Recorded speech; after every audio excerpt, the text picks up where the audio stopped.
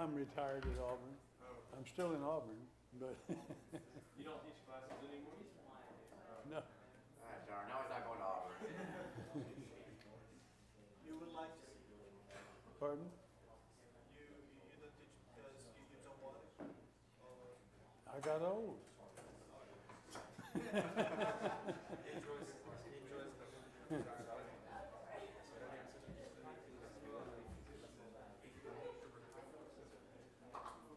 Dr. Garrison, Yeah. what do you like better, macroeconomics or electrical engineering?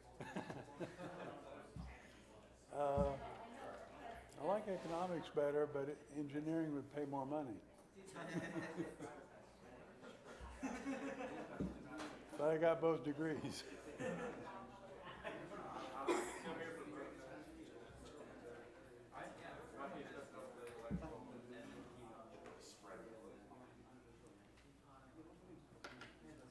can we use Austrian macroeconomics for investing? What's that? Can we use Austrian macroeconomics for investing? Well, you can try. We'll see.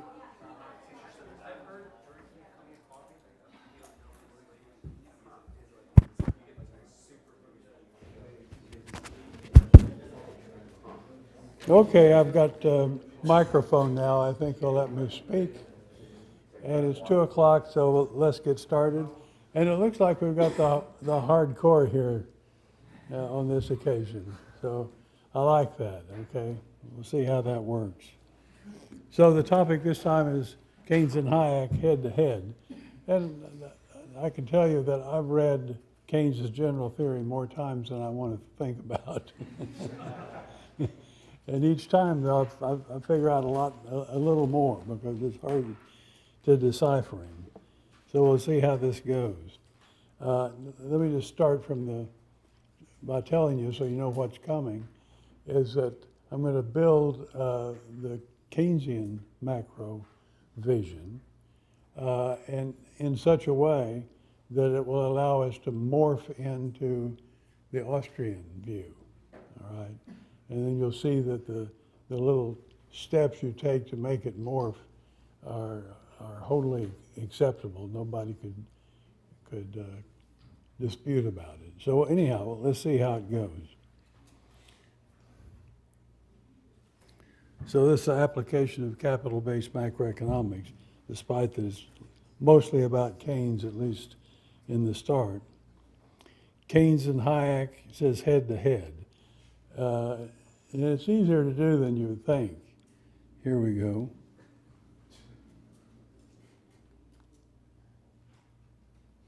Yeah. There's some problem there. I don't know what that is. What do you think that is?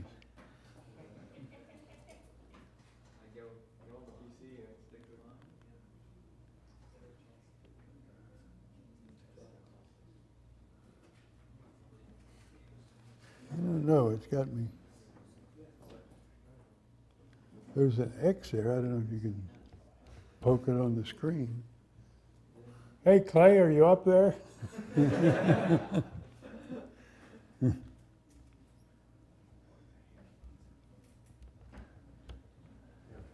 Here he is. You know what?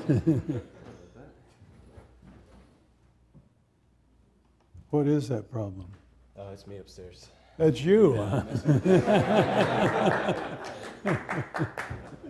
Okay.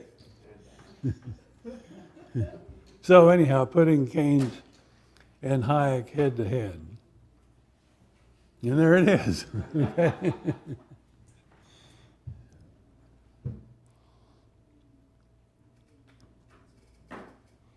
So I contrast here the visions and frameworks of these two economists. And it goes like this. Keynes' vision of the economy suggests a circular flow framework in which earning and spending are brought into balance by changes in the level of employment. Okay, that's got to stick with you. Changes in employment is what causes things to change, not change in prices or interest rates or anything like that. Hayek's vision of the economy suggests a means-ends framework in which the means of production are transformed over time into consumable output.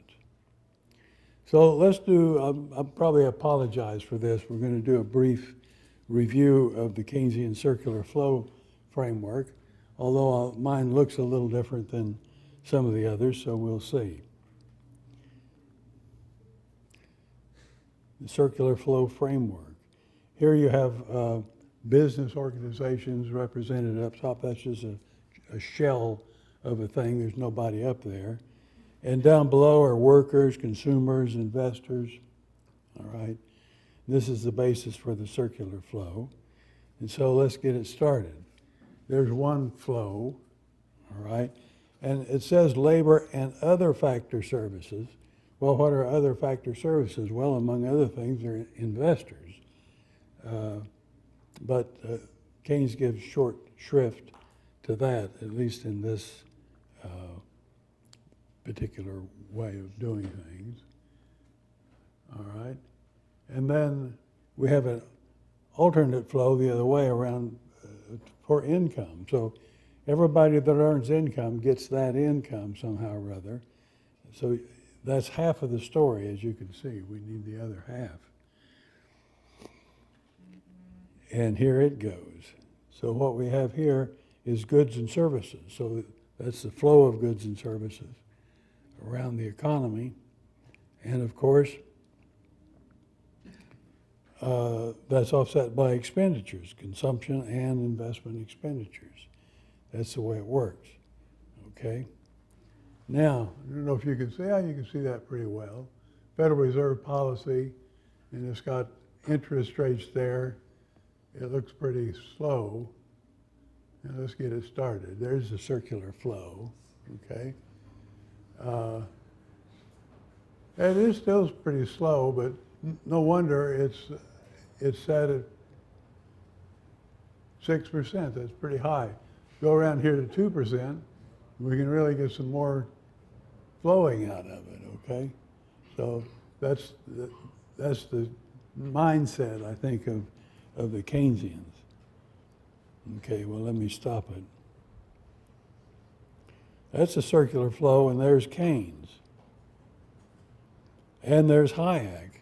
And Hayek, of course, doesn't do circular flow. He does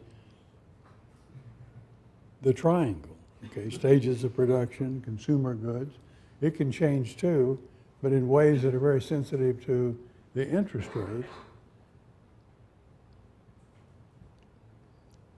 So with the change in interest rate here, you get a change in the triangle. And that part of it is totally out of Keynes. You never see it that way. Okay? So in Keynesian equilibrium, income equals expenditures. That just means that the loop around the right side and the loop around the left side have the same quantity, okay, of goods on one hand and expenditures on the other, and so on. And what I'm going to do now is do this like the principles macro does it, and put this income, you see where income is here. Income is going to be on the horizontal axis and expenditures on the vertical axis. And if these two things go together, as far as the magnitude, then it turns out that equilibrium means the 45-degree line once we get to the y equals e point. Let's see, y equals c plus I. I've left out g just to keep it from getting too much. Okay, so there's expenditures on the vertical axis and income on the horizontal axis.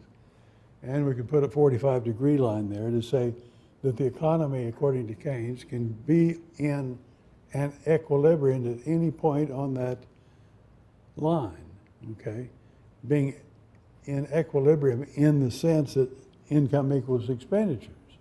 It may be income equal expenditures at full employment, or it might be income equal expenditures at well below full employment, or it can be income equal expenditures at rising price level, okay? So we'll see how this works. The economy is in Keynesian equilibrium somewhere along the 45-degree line, the line itself identifying all possible income expenditure equilibrium points, okay? Now there's a consumption equation, which says as taught at all levels in academia, the consumption function is an essential component of the Keynesian framework that presumes stability of this function underlies Keynesian thinking. That's sort of the rock as far as he's concerned. Everything else is kind of loose. And there's a consumption equation, A plus BY. A means that vertical intercept down there, which means that even if you're not earning any income, you do some spending, if only out of funds that you do have. Can't last for long, but that's the way it works. And the B, of course, is the slope of the consumption function, B over 1, it shows there. And that's pretty much it for the consumption function. It doesn't move around much, okay? Now, there's investment. It's actually C plus I, so investment is what it is, and it's measured by the distance between consumption and C plus I, all right? So that thing can change in the up direction or in the down direction, and change a lot or change a little. That's sort of the monkey in the in the story. It jumps around quite a little bit, all right? So consumption and investment, as well as government spending, we don't have it in here, are portrayed as additive components of total spending. The three components are distinguished largely in terms of their stability characteristics. So stable, well, that's consumption. Unstable, that's investment. You may not like to hear the next step. Stabilizing, that's government. Really? We'll see. Okay. So now, where that C plus I intersects, here we got a wholly private economy, and so no government involved right now, and so that's an equilibrium. That's an equilibrium. The way I'm going to start out, though, is to say that if only by circumstance, only by happenstance, that turns out to be full employment. So there's income there on the horizontal axis. It's how much income people are making. There's consumption, and there's investment. And that triangle is an equilateral triangle, so income equals consumption plus investment. That's the equilibrium set. That's what we mean by equilibrium in Keynesianism. Okay. Now, a wholly private economy achieves an income expenditure equilibrium when Y equals C plus I. Note that income and expenditures themselves, rather than prices, wages, and interest rates, are the equilibrating variables.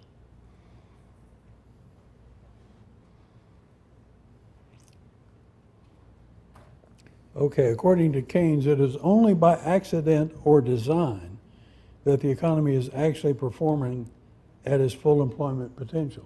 And I've had students ask, well, what else is there between accident and design? Well, it's a fully functioning market economy where prices move when they need to move and interest rates move without being disturbed by the central bank and so on. So only by accident or design. And now we're going to assume that initially full employment conditions prevail. So I'm giving a lot to Keynes right now, but it's only happenstance that that's true. And so I can put Okay.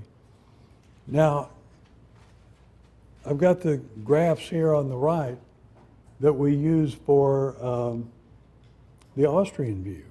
And here it puts consumption on the vertical axis and investment on the horizontal axis. So we're going to have a playoff here between these two different diagrams.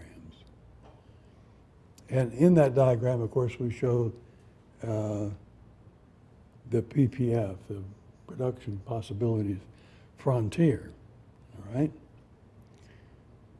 Now, the way I've shown it, just by happenstance, the thing is on the frontier. So we're really not only at Keynesian equilibrium, but we're at full employment Keynesian equilibrium. And that's shown by being on the frontier, all right? I can even, let's see. In capital-based macroeconomics, full employment implies that the economy is operating on its production possibilities frontier. The PPF itself being defined in terms of sustainable output levels of consumption and investment goods. All right, we've got that. Now, there's the labor market, supply and demand for output there, and W's wage in what means what? The number of workers, something like that. And the supply and demand has that in equilibrium too. So I'm being as kind to Keynes as I can, all right? In Keynesian macroeconomics, full employment implies that the labor market clears at the going wage rate. That's a phrase that Keynes uses over and over. The going wage rate. How did it get going? We're not quite sure. But the going wage rate, it clears the market. The going wage rate itself having emerged during a period in which the economy was experiencing no macroeconomic problems. Right? That's the story. Now, labor income, that's Y equals W times N. We can show that in that box down there, W times N. That's total employment income. Is fully representative of total income. So if you figure out what total income is and how it moves, then you assume that everything else moves together. So changes in labor income stand in direct proportion to changes in total income. Well, that doesn't quite work, but that's Keynes. That's really just sort of a hidden conclusion. You get that after reading Keynes, but you didn't actually hear it say it anywhere along the line. All right, let's go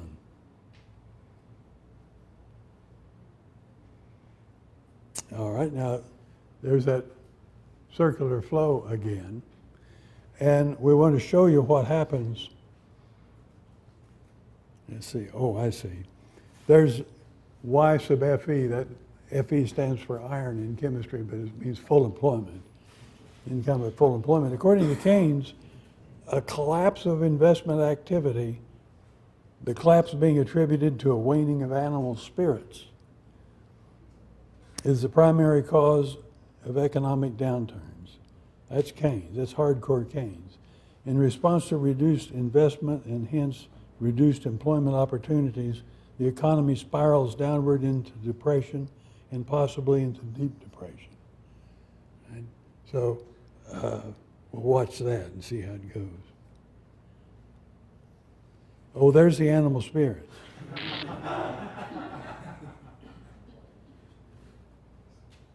All right, that's gone. Okay, so now the investment has dropped dramatically. And if you look at the circle up here, you get E now is less than Y, right? And so it's out of equilibrium. And you can see that little vertical thing up there, that's excess inventories. And Okay. Now, see, the economy has fallen down to the new equilibrium. It's still called an equilibrium. It's just not a full employment equilibrium. And you get E equals Y now. I missed a whole story here, and I don't know. Oh, there it is. See the bricks, they're piling up. What happened to my bricks? Well, I won't worry about it.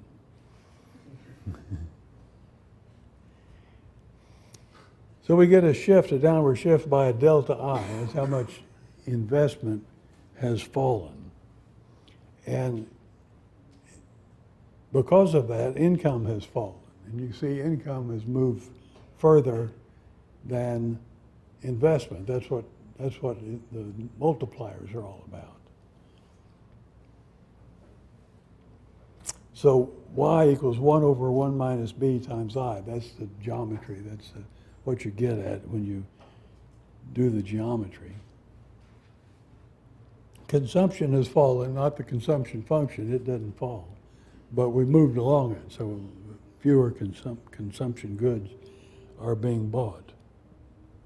Okay. Now, the simple investment spending multiplier, 1 over 1 minus b, quantifies the relative rates of the downward or upward spiraling. It can be upward spiraling even at full employment, and then you get inflation. All right. Now, get this. Here's the labor market, and we note that the going wage keeps going because the adjustment was made in terms of everything falling. Even after the market conditions that gave rise to it are gone. So we're stuck with this high rate. And Keynes actually said, well, we need to be stuck with it because that's where we need to be once we get it fixed. And once you fix it, you got the wage rate back where it was, or still there because it hasn't fallen anyhow. Now, I think I'm going to skip a segment here, just in the, let's see if I can do it. Yeah. All I did with what I'm skipping is showing how it could fall again and get worse and so on. So we know that. So now say morphing from circular flow to means ends. That's what our major accomplishment's going to be. And so we start once again with what we had, C plus I and consumption function not shifting. The nature of the Keynesian style spiraling associated with recession, depression, and inflation becomes more apparent with the production possibilities frontier in play. Keynes doesn't put it in play, but we do. And let me show you how to do that. Also, the PPF helps build a bridge from Keynes to Hayek. Well, there's the PPF. And right now, we're at full employment, and we see that with the PPF, we're on the frontier. So all is well, at least for the time being. All right? And there again is the labor market. Okay? And now what I'm going to do is let this thing fall again. And you've already seen what happens with the C plus I plus D and all that. And so you can focus on what happens with the production possibilities frontier. So let's see how this goes. A waning of animal spirits causes investment to decrease, and with it, income and consumption. The economy falls inside the PPF. So watch the PPF.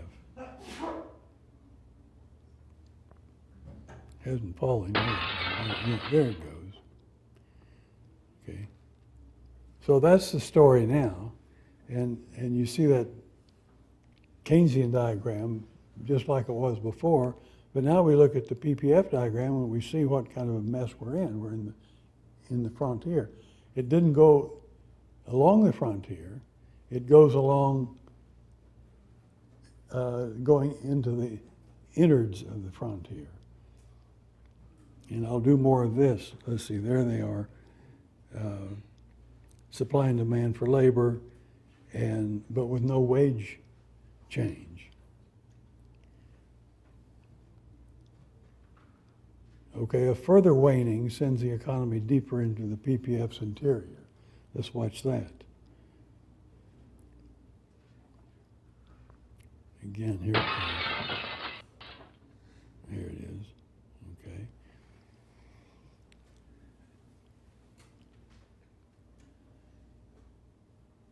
Same thing with the wage situation. The wage rate's still what it was initially, so there's a lot of unemployment. Right? Now, look at this PPF and you see the movement that's being made, and we can trace that out with our own line here. So I show the movements can be along those dots. And if it's beyond the frontier, it's just inflation that's going on. And it's inside the frontier, of course, it's unemployment is the problem. So the straight line that passes through these points, and the geography all gets it going that way, is in the Keynesian demand constraint. I call it the Keynesian demand constraint. I've only heard of one other economist using that constraint. It was one of my nephews was studying in Yale, and his professor drew that line to show something like this. I didn't see the rest of it. All right.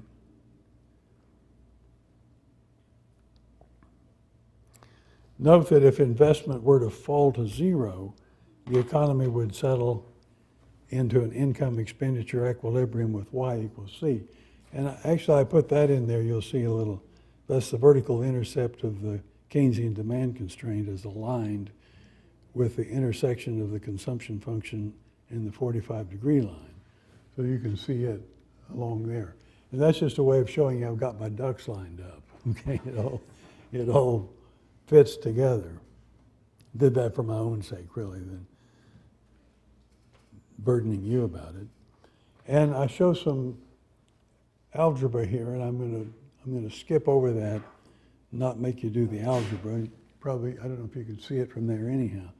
But see, there's an equation with, well, there's two equations with three unknowns.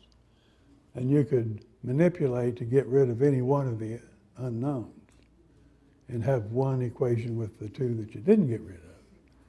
And if you do that the right way, do your algebra the right way,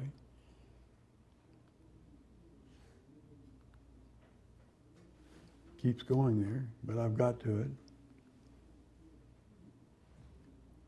So what it shows, for one thing, is that vertical distance up there is A over 1 minus B, and it shows that the slope is B over 1 minus B. And as a result of that, you get this equation. You get C equals A over 1 minus B plus B over 1 minus B times investment. If you understand what B is, it's something less than 1, isn't it? And so it means both of those magnitudes up there are positive, which means, in effect, that C and I move up and down together. All right? They don't move across the PPF. And because of that, then, let's see. Now, I am going to skip some of this because this is Keynes's own math to do the same thing.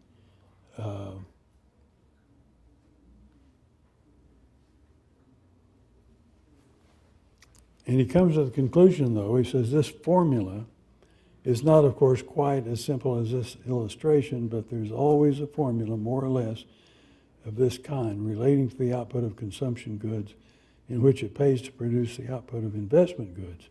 This conclusion appears to me to be quite beyond dispute, yet the consequences which follow are from it are at the same time unfamiliar and the greatest possible importance. Now, what makes it important? I don't know. I don't think it's important because the whole thing was derived by the assumption that wages and prices don't change. but only changes in the labor happens. Now, you might notice the change I've made here and showed the PPF not as solid, but as dashed. If the economy has to move up and above that, up and down that blue line, then the PPF is not doing anything for you. All right, you can't move along the production possibilities frontier. So it's not the possibilities should be the PF, not the PPF. That second P means possibilities. It's not possible to move along the frontier. It moves along this demand constraint, so-called. Okay, now let's go. To keep track of possible interest rate movements, the loanable funds market can be brought into view. We can do this, and I've got a story about it. That's just the wage rate and vertical axis, savings and investment. Like that, that's saving. And that's investment. And it's a supply and demand curve, okay? And so that shows you what the interest rate is, and it shows you how much savings and investment there is over and above what's shown already on the PPF. Though Keynes argued that neither saving nor investment depended to any significant extent on the interest rate, he also argued that both curves, as conventionally drawn, like I've drawn them, shift together, leaving the interest rate unchanged. So this is why I didn't pay attention to the interest rate.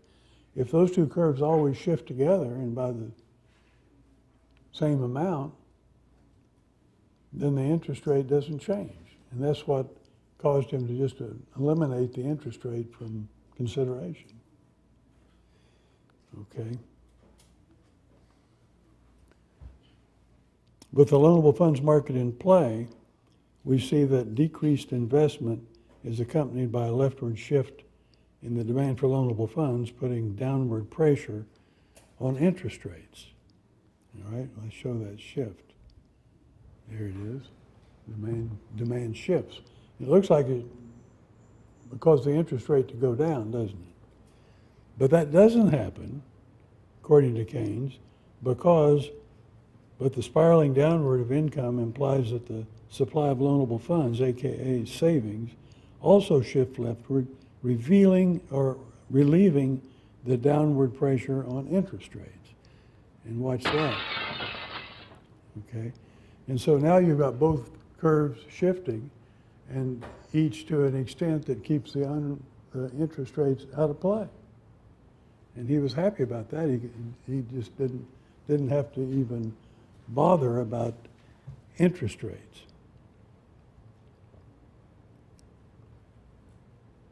Now, appearing in Keynes' general theory is this specific application of the loanable funds framework.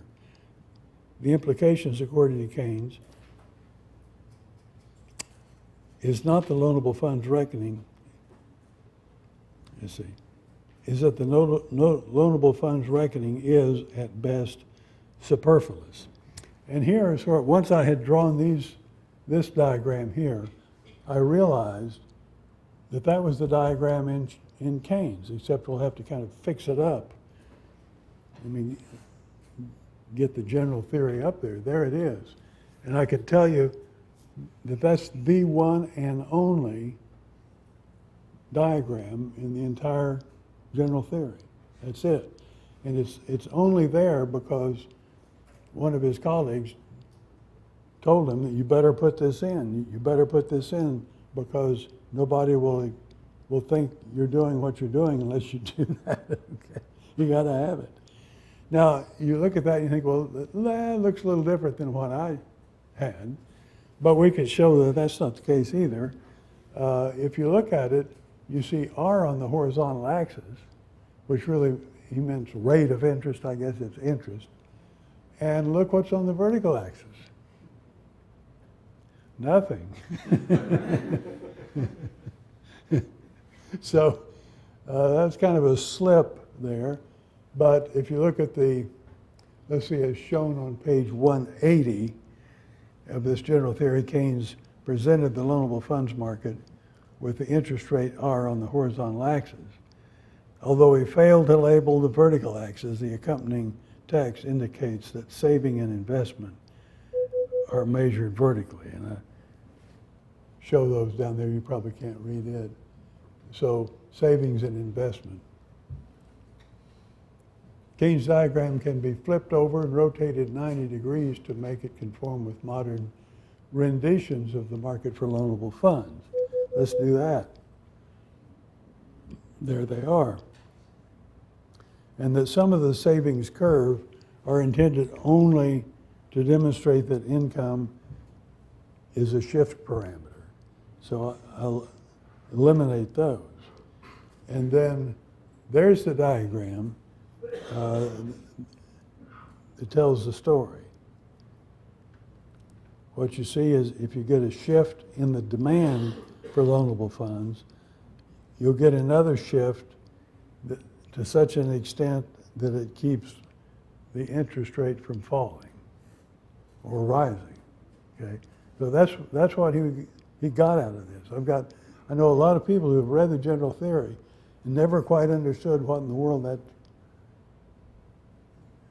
that was about, that one graph was about. And I have to admit, I didn't know what it was about either until I had done my own on the PowerPoint. And then it occurred to me that that's what Keynes was doing. That's exactly what he was doing. Okay. You can see it on the other side too. You can do it either way, except I just liked it better when you can see it like that. Now, the one thing that's wrong, of course, is that he had his curvature on the supply side backwards. You know, he just goofed about that, you know, nothing to say about that. And so look at that diagram again. It's the exact same thing. Keynes also denied that an increase in saving would have the effect imagined by the loanable funds theorists. Keynes' paradox of thrift, as articulated by the general theory, is to the point. Every attempt to save more by reducing consumption will so affect incomes that the attempt necessarily defeats itself. In other words, everything slides downward, and you don't get any countering shift like you do in. Okay, so if you save more, everything goes downward, and the economy crashes. See if we can get it to crash. The rightward shift in the supply of loanable funds puts downward pressure on the interest rates. But before there can be any movement along the demand for loanable funds, the pressure is relieved as reduced consumption causes income and hence savings to fall. Everything falls. So there you get the shift. Hence the paradox of thrift. Try to save more and you'll still earn less. I mean, that was what Keynes came up with. And once again, the labor market still has that same so-called going wage. Looks pretty bad. To resolve Keynes' paradox of thrift requires only that we replace Keynesian cross, which reflects the economy's circular flow, with a Hayekian triangle, which depicts means and ends in their temporal sequence. So now here is where I'm going to start doing the morphing, okay? And show you what happens if we bring the triangle out. I think that's what I'm going to do. There's the setup. The level of consumption that appears as part of the Keynesian circular flow, let's see, there it is, there's consumption.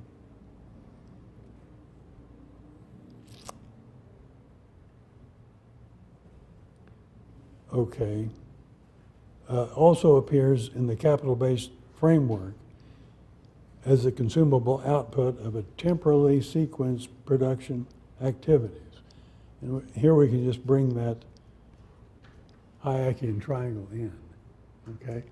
So instead of just using C and C plus I or C plus I plus G, we're going to use the Hayekian triangle, all right? And now we'll watch what happens. Keynes, however, assumed fixed structure of industry. That occurs several times in the general theory. Like, you know, we want to figure out what's going on, but let's assume there's a fixed structure of industry so it won't be too complicated, I guess.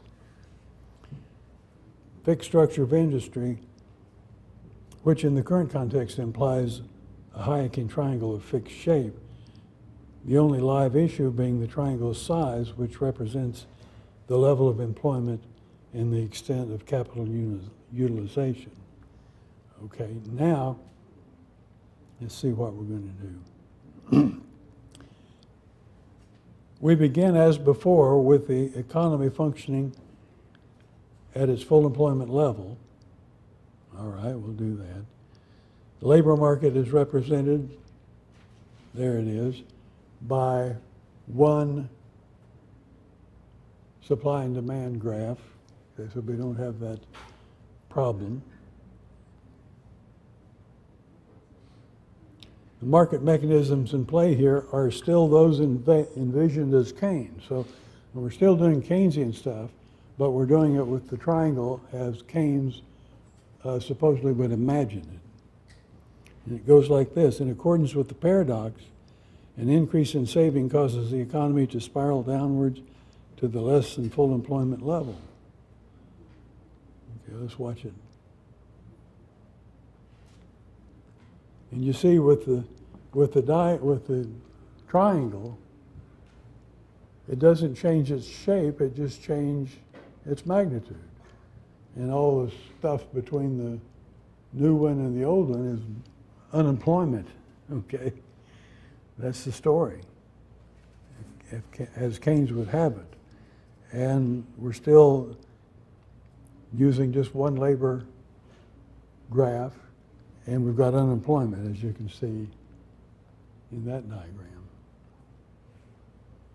Okay, we're getting close to the end, but that's good. Okay. Note that the sole effect of the structure of production comes from the initial reduction in consumption. The derived demand effect works undiminished on all the earlier stages.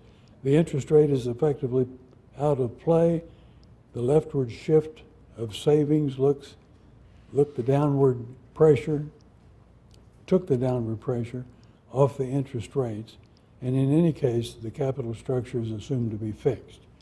So it's just a bollocksed up, totally dysfunctional system. Now,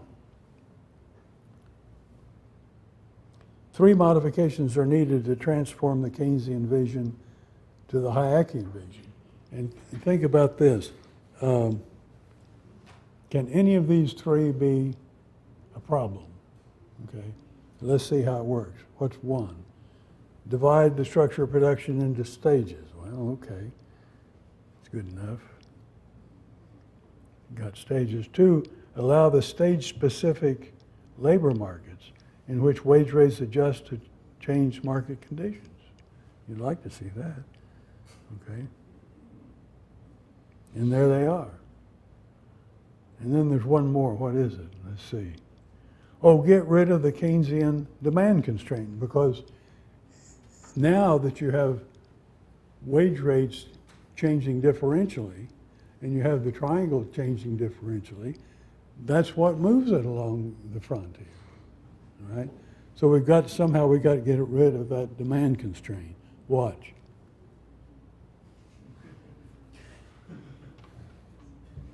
Gone. Okay. And so now the paradox of thrift becomes the gateway to growth. A little hyperbole, but we can do it. With wage rates and interest rates both adjusting to change market conditions, the economy can move along the PPF, and the structure of production can adjust to an increase in saving.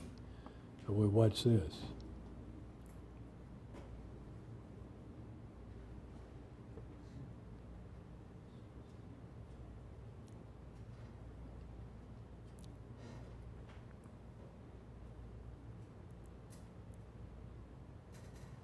Mr. Keynes' aggregates conceal the most fundamental mechanisms of change. It's Hayek.